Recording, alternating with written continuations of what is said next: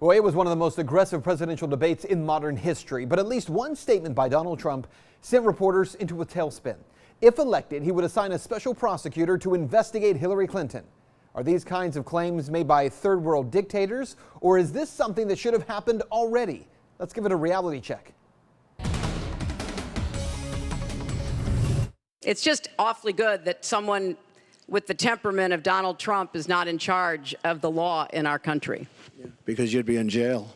Well, there it was, the moment when Republican candidate for president Donald Trump said to the Democratic candidate Hillary Clinton that if he is elected president, he would assign a special prosecutor to investigate her use of a private email server and the destruction of emails after a congressional subpoena.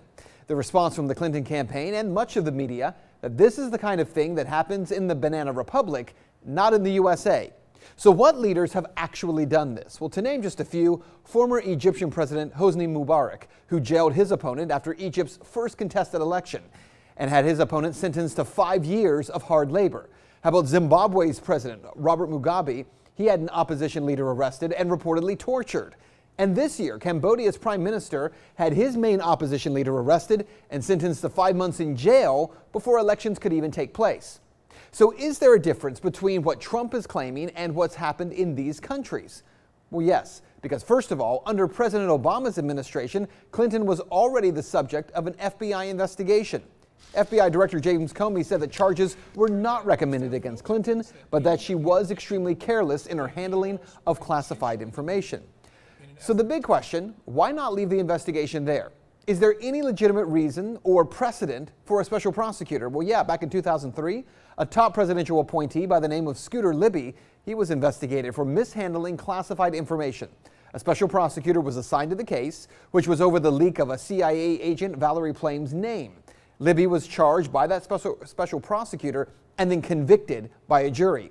More famously, in 1973, a special prosecutor, Archibald Cox, was named to investigate the Nixon administration's role in Watergate. It was Cox who tried to force Nixon to turn over the Watergate tape recordings. Nixon tried to use his attorney general to fire Cox, but the AG refused, and ultimately Nixon would fire them both before resigning his office.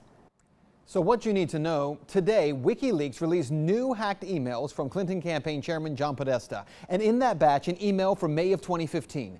Clinton campaign spokesman Brian Fallon said that DOJ folks had informed him about an upcoming status conference in one of the lawsuits regarding Clinton's private email setup.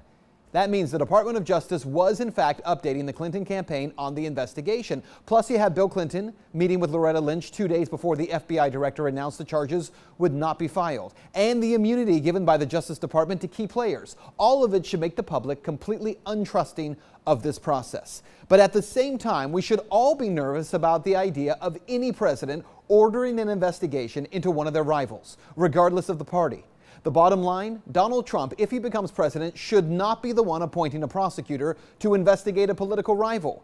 But yes, assigning a special prosecutor to this case, that should have already happened. That's Reality Check. Let's talk about that on Twitter.